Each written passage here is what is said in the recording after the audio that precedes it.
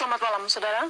Siaran berita TVRI kali ini akan kami isi dengan berbagai berita dari tanah air, diantaranya pendapat pakar ekonomi tentang deregulasi, upaya penanggulangan penyelundupan kayu, dan peninjauan Panglima ABRI di Skadron 1 Lanut Malang. Selain kunjungan Menhankam di Irian Jaya, siaran berita TVRI juga akan kami isi dengan kedatangan kontingen Garuda 14A yang baru tiba dari Bosnia. Saudara, kini kami mulai berita pertama dari Jakarta mengenai peringatan Tahun Baru Hijriah di Istiqlal. Ribuan umat Islam ibu kota Jakarta mengikuti peringatan dan menyambut Tahun Baru 1416 Hijriah dalam satu tablik akbar di Masjid Istiqlal, Jakarta. Tahun Baru Hijriah merupakan peringatan peristiwa pada 1416 tahun yang lalu pada saat Rasulullah Muhammad SAW menerima perintah Allah Subhanahu wa Ta'ala untuk pindah dari Makkah ke Madinah, membina satu tatanan masyarakat yang Islami. Peringatan dan tablik akbar semalam bertujuan untuk memelihara semangat pengorbanan untuk pembangunan bangsa dalam rangka menyongsong 50 tahun proklamasi kemerdekaan. Menteri Agama Tarmizi Tahir dalam sambutannya mengajak umat Islam untuk pandai bersyukur terhadap nikmat Tuhan bagi bangsa Indonesia.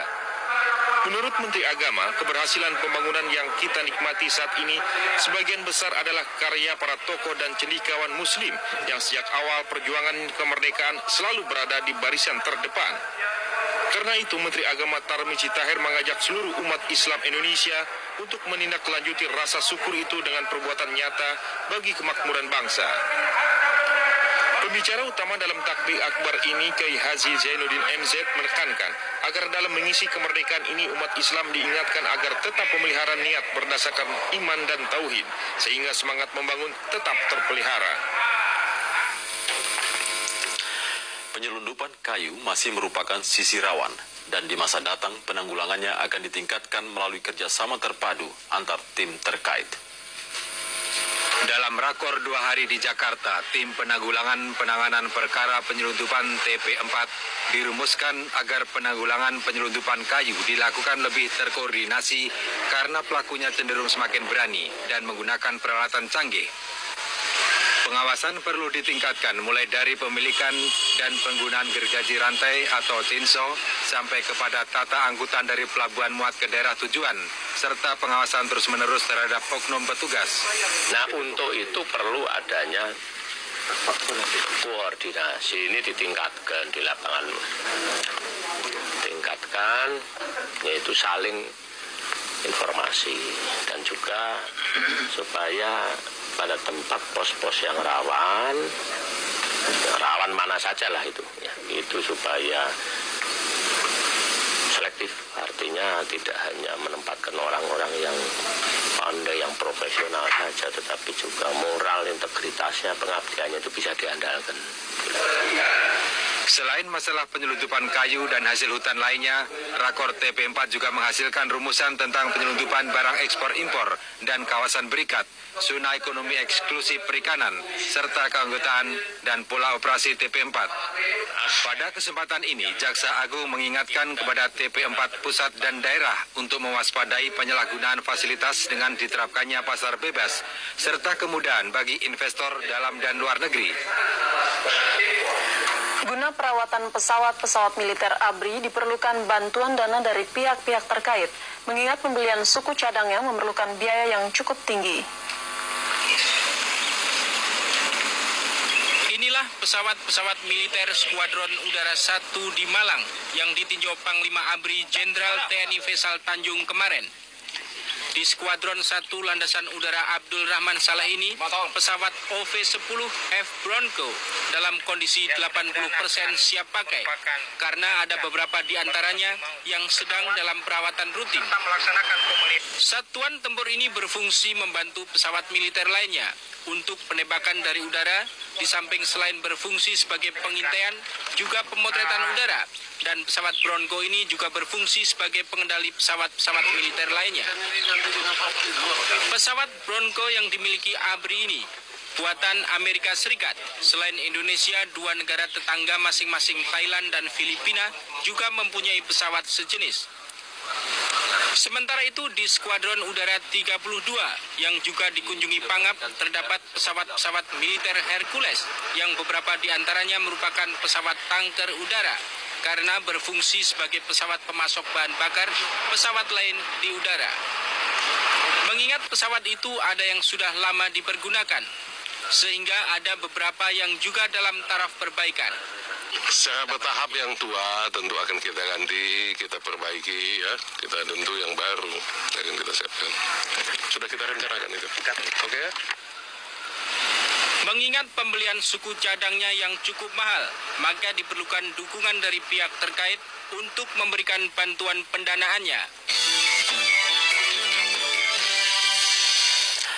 Paket kebijaksanaan deregulasi sektor real yang diluncurkan pemerintah pada tanggal 23 Mei 1995 merupakan momentum yang patut disambut dengan positif oleh dunia usaha di Sumatera Utara.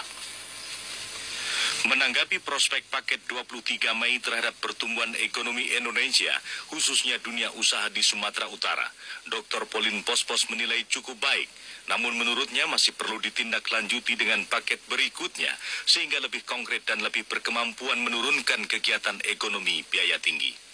Yang penting nanti di sini adalah bagaimana pelaksanaan peraturan ini bisa segera berlaku di wilayah-wilayah tanah air. Namun kita juga perlu menyentuh agar pelaksanaannya di wilayah-wilayah itu segera, terutama di instansi-instansi yang vertikal. Ketua Kadin Sumatera Utara M. Imral Nasution ketika ditemui TVRI secara terpisah juga menyatakan kegembiraan jajaran dunia usaha atas diluncurkannya paket 23 Mei 95 karena dinilai cukup mendukung kegiatan bisnis baik import barang modal maupun bahan baku serta dapat memperkuat mata uang rupiah. Di samping itu, dibebaskannya sejumlah pos bea masuk akan menguntungkan pihak konsumen atau masyarakat dalam mendapatkan barang berkualitas.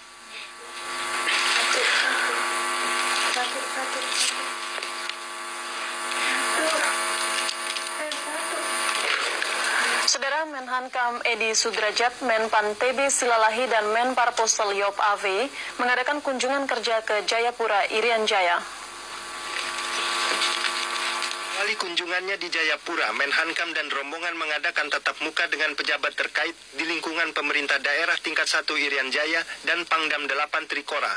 Setelah itu, Menhankam dan rombongan juga meninjau SMA Negeri 2 di Kecamatan Abepura, Jayapura.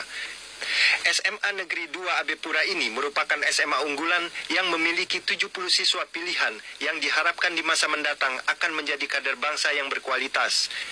Di depan siswa SMA Negeri 2 Abepura, Menhankam menegaskan, para siswa pilihan yang dididik di sekolah ini merupakan sumber daya manusia yang mempunyai sikap dan perilaku manusia modern. Untuk itu, Menhankam meminta agar para siswa sungguh-sungguh dalam menuntut ilmu guna menjadi tuan di rumah sendiri dalam persaingan dengan tenaga asing di masa yang akan datang. Tantangan global dan persaingan antar bangsa yang semakin nyata dalam pembangunan jangka panjang kedua menuntut tersedianya sumber daya manusia yang unggul. Kenyataan sekarang menunjukkan secara umum kualitas sumber daya manusia Indonesia masih belum sesuai dengan kemampuan tuntutan bersaing. Untuk itu diperlukan upaya serius untuk mengatasinya. Seandainya dalam 25 tahun mendatang 10% saja dari jumlah itu berhasil dikembangkan secara optimal, baik melalui strategi pertama maupun kedua, maka terdapat 200.000 tambahan manusia unggul yang berada di front terdepan pembangunan nasional. Berkaitan dengan itu, kesadaran akan pentingnya potensi manusia unggul untuk dikembangkan menjadi potensi nasional mendapat tanggapan serius dari Universitas Indonesia Unggul. Indonesia ingin untuk mengentas anak-anak yang lulusan SMA yang terbaik ini dididik lagi dengan program-program yang sudah ditentukan supaya benar-benar setelah mereka lulus dari universitas benar-benar mandiri. Nah, untuk siswa sendiri itu diberikan kesempatan untuk uji coba di universitas itu dalam rangka masuk ke UMPTN atau UMPTS. Diharapkan dengan kerjasama ini dapat memberikan kontribusi nyata dalam pengembangan masyarakat.